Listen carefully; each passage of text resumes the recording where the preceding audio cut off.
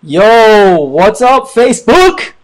It's your boy, Mike the Mentor, in the house, coming at you for Tuesday Thoughts, where we discuss ways to be better men, better husbands, better fathers, better members of our community. That's what Tuesdays are all about, and I got something good for you tonight that I think you'll enjoy. So you want to get a pen and a paper ready and be in a learning mode, right? Because this is what it is all about. Wisdom knows no age. It knows no bounds. It has no bias. If you seek it out, you will discover it. The Bible says it's more precious than gold or silver. So, if you're new to this page, quick summary. How did I get here and why do you care? Right? Uh, Maybe you're like me and you found yourself at one point or another in your life not really sure where to go or what to do, or maybe even who you are, and you're just floating along in life and no one really knows who you are inside, what you care about. You don't even know sometimes who you are or what you're doing. You're just in a reactive mode to everything around you, your kids, your wife, your life, and you're living a life that doesn't have a lot of purpose in it, right? And that's where I was at. I was on the brink of losing my marriage. I wasn't sure who I was or where my identity laid, and I was at a low point in my life. Um, and I needed some help, and that's when I was able to get around some guys who, through this course, invested in me and spoke life into me, and I was able to learn some things that I never had put together up until that point, things from my past that were affecting me.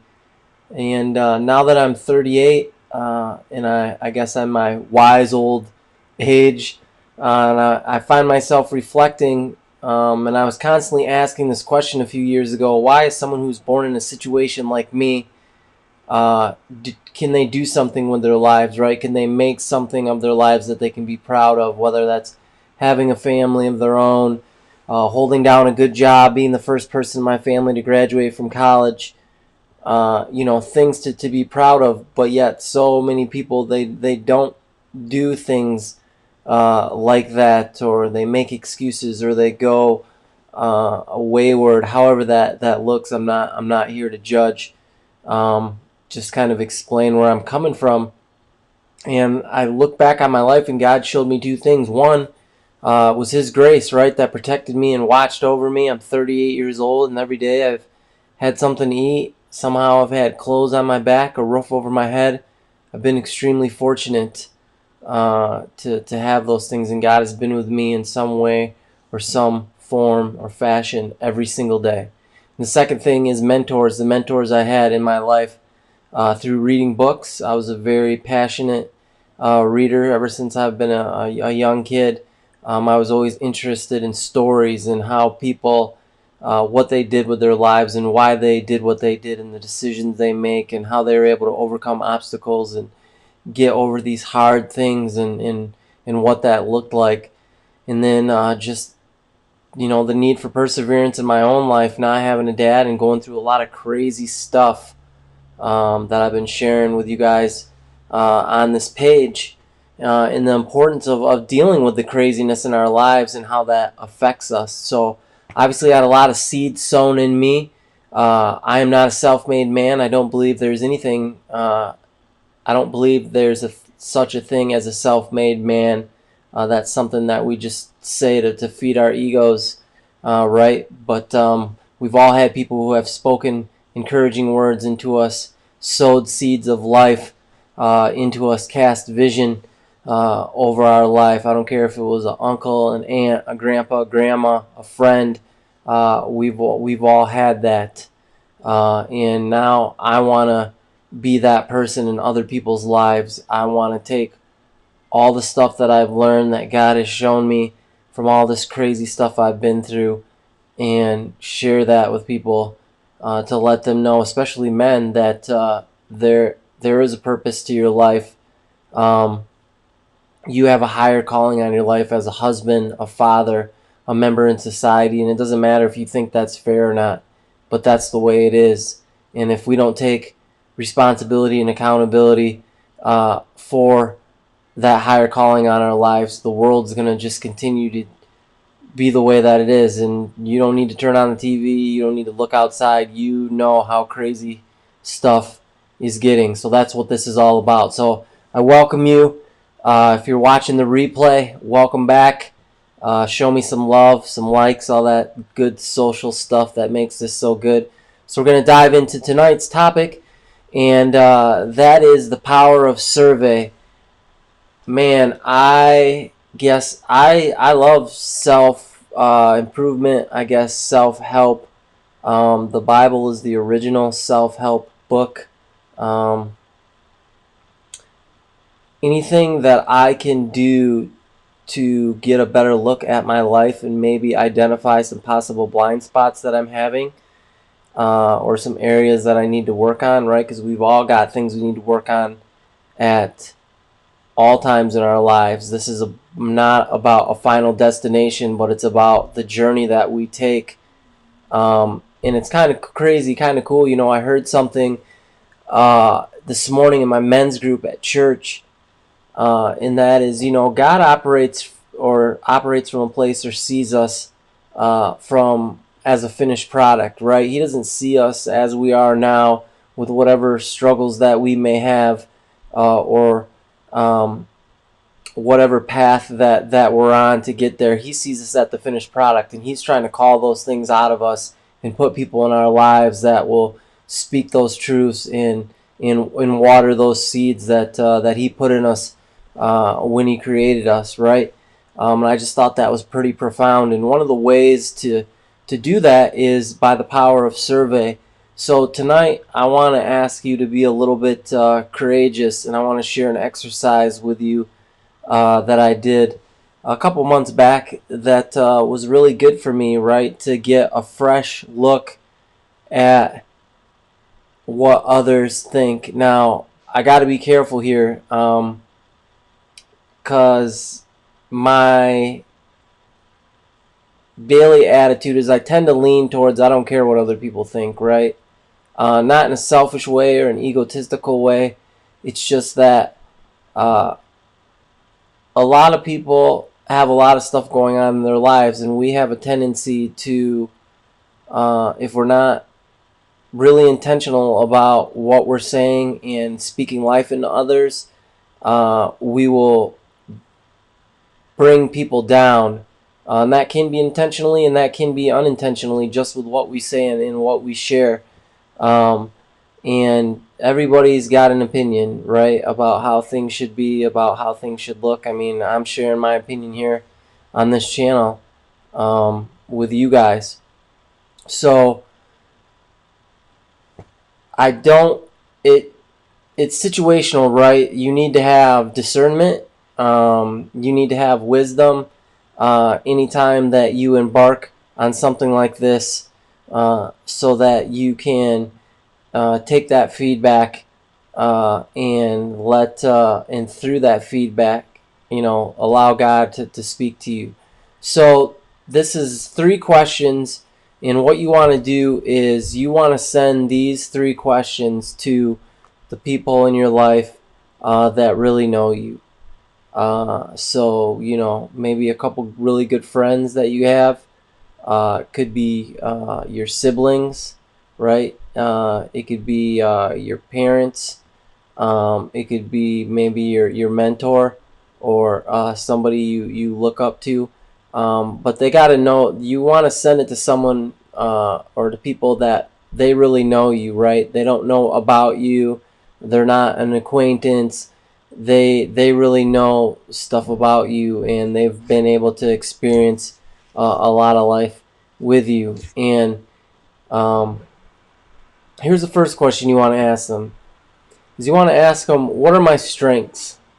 Right? And not just what are my strengths, but what can you count on me for? And I think it's important to know, right, like how people perceive you because sometimes the way that we think we're coming off is different than the way that we're actually coming off. So, quick confession, right? Like, I tend to be soft spoken, laid back, mild mannered, and sometimes when my kids do something, I'll think that I'm talking to them in like a normal tone, a normal voice. My wife will remind me, or she'll ask me, she's like, "Why are you yelling?" And to me, it doesn't seem like I'm yelling because I'm not like screaming at the top of my lungs or raising my voice super loud.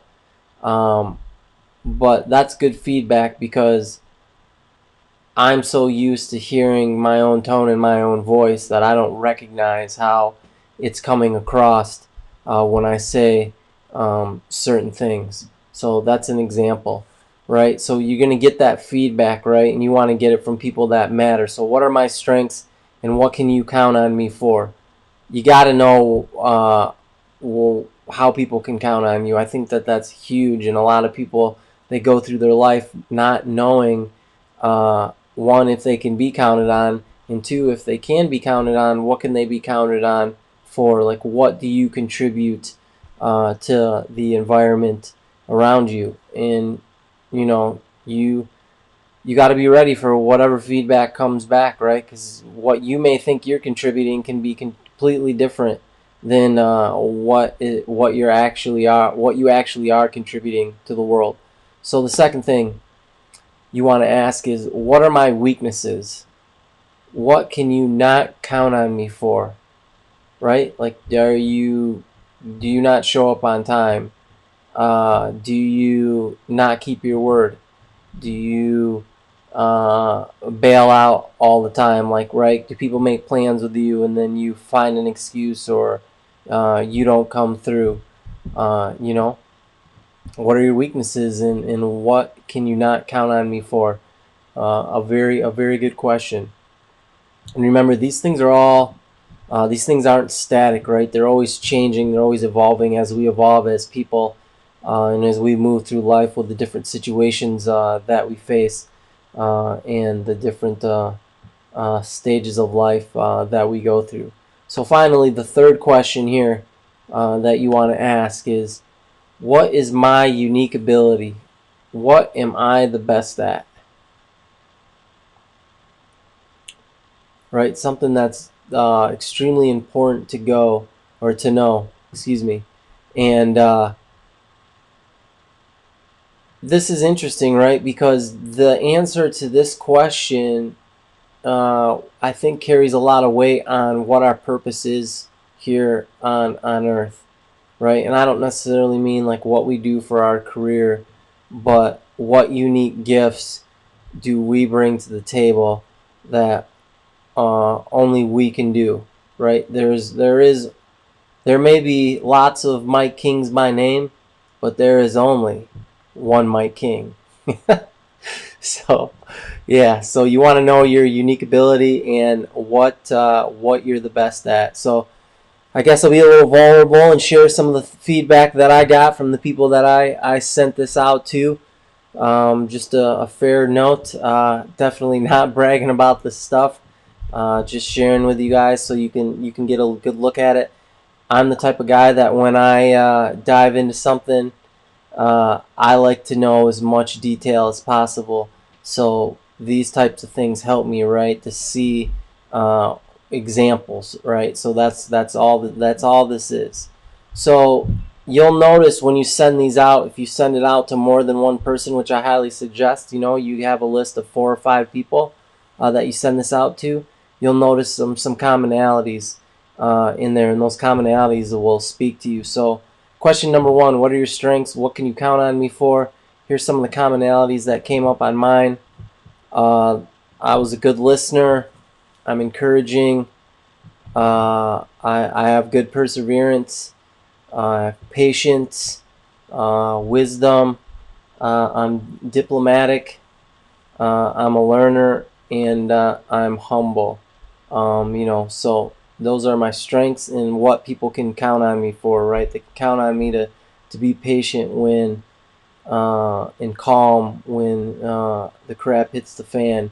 They can count on me to be diplomatic in a situation, in an argument or a dispute, to seek the truth wherever that may lie. They can count on me to be a good listener if they just need somebody to talk to, and to genuinely listen, and be there for them. So definitely feels good to know those things and to have those things reinforced. And I think that with all the negativity in the world, we don't take enough time to reinforce these things in us and develop a healthy ego, right? Because these are all a reflection of the gifts that God has put inside us. And by us doing this, we're just acknowledging those things. We're not doing it out of pride or out of ego, but out of understanding and out of gratitude for being made the way that we are. All right, what are my weaknesses and what can you not count on me for? So, one of my weaknesses is I downplay situations, right? I don't always give situations the maybe the urgency that they need, or let them carry the weight that they need to carry. Uh, and I think that comes from just kind of how laid back I am and how easygoing I can be. So the next thing is one of my weaknesses is someone told me I need to speak up more.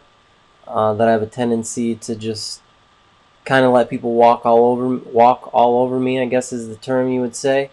That I take a lot, right? I'll take a lot on a lot of stuff from people, whereas in other situations that might not be right or be appropriate for for me to let people treat me like that or talk to me a certain way, right? And all these things I think kind of balance out, and that the need to speak up, right, is can be a reflection of knowing of my self-confidence, right? Like knowing that I don't always have to be right, or that I don't always have to offer a word back, and then it's discerning when is the right time to speak up, when is the right time to stick up for myself, uh, you know. So that all comes with experience. Melancholy, right? Once again, being laid back and easygoing can be good, but in some situations it can be bad. I can just think of one. This is kind of silly, but so we play basketball on Sundays after church at the Y, and I'm pretty laid back there too. And then it takes, especially now that I'm older too, it takes a lot for that lion inside me to come out, where I just get mad and then I just try to take over, right? Because I'm either sick of losing or I want to win. Whereas when I was younger, maybe that fight to assert myself in that way was a lot stronger. But now that I'm older, uh, you know that it that needs to be drawn out of me. Another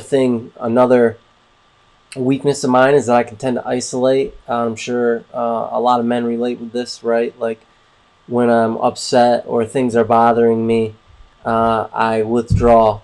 And not that I don't want to deal with those feelings, which is sometimes the case, but a lot more often than not, it's because I want to think about it, right? And I want to be alone with my thoughts.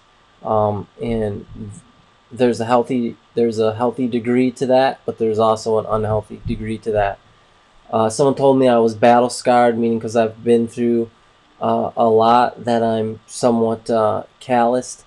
I think back to a situation I had in college, where I was in this poetry class and we were supposed to write a Valentine's Day poem to someone in the class, and there was like four of us guys, and the rest were girls, right? So I write this poem to the person I'm assigned to, like really like act it out and like just really put a lot into it, a lot of thought into it, because I like poetry, I like writing, and when we were done, we were getting feedback from the other people, and one girl told me, she's like, yeah, she's like, whoa, like that blew me away. Here, I thought you were just this big jock a hole, and because all I do is see you walk around campus with your headphones on.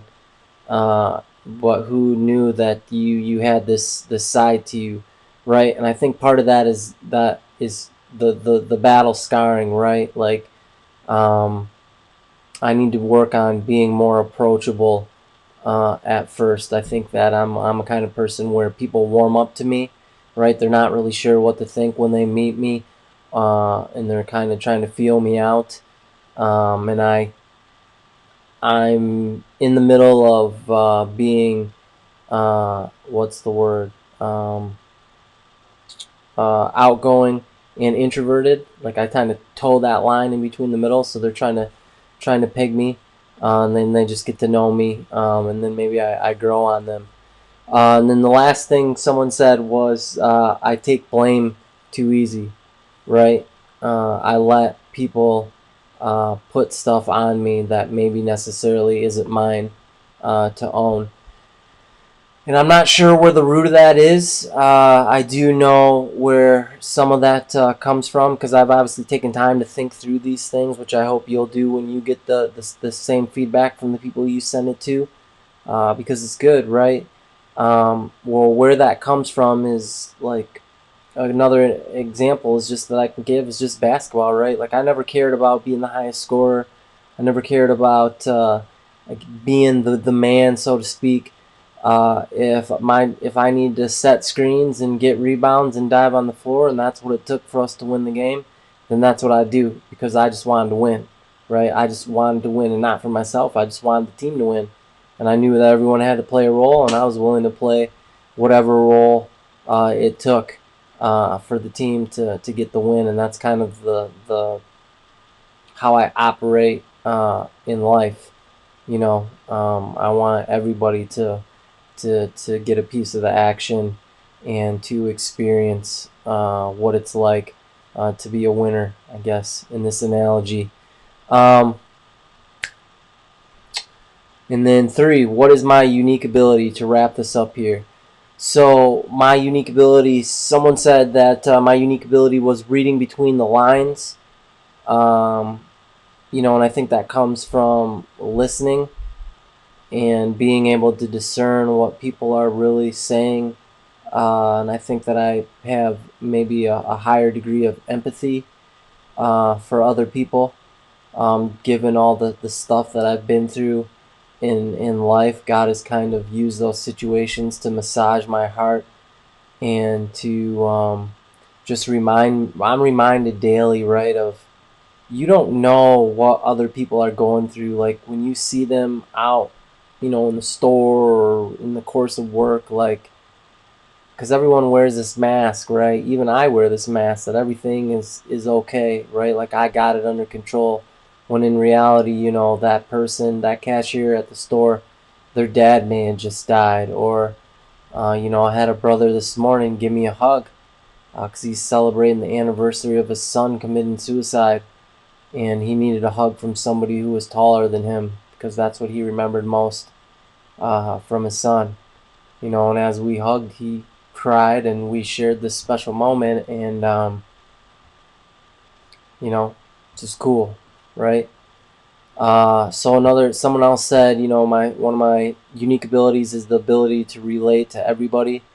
Whether they're rich, poor, black, white, straight, gay, I really don't care.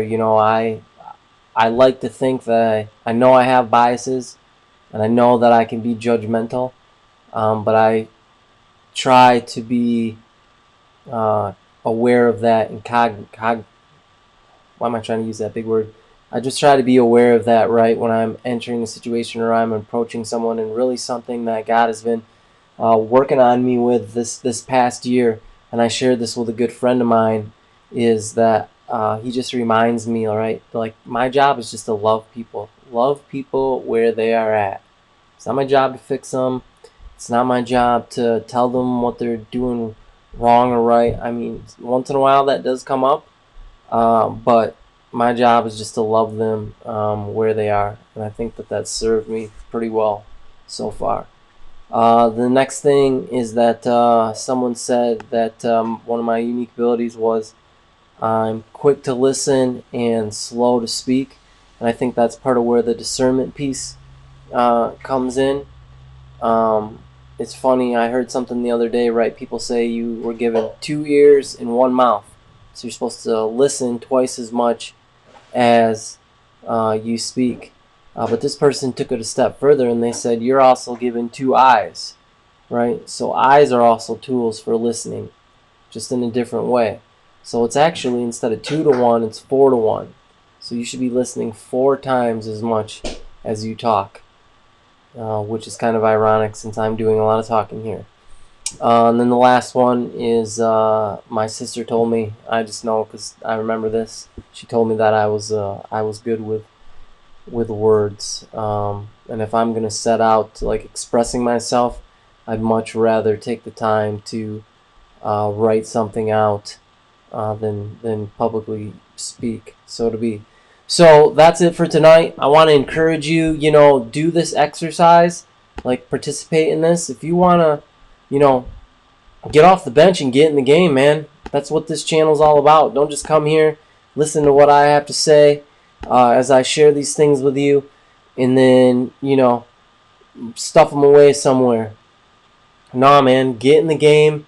Send these questions out to 5 people that are close to you, and listen to their feedback, and then do what God impresses upon your heart to do with it, right? And I just pray that you'll be blessed by the feedback, and you'll take it with a discerning heart for what it's worth, and it will bring you some additional freedom in your life. So I appreciate you tuning in to Tuesday Thoughts. I hope you had a good night. I love you guys, and we'll see you here tomorrow for Wednesday Wisdom. Have a good night. Bye-bye.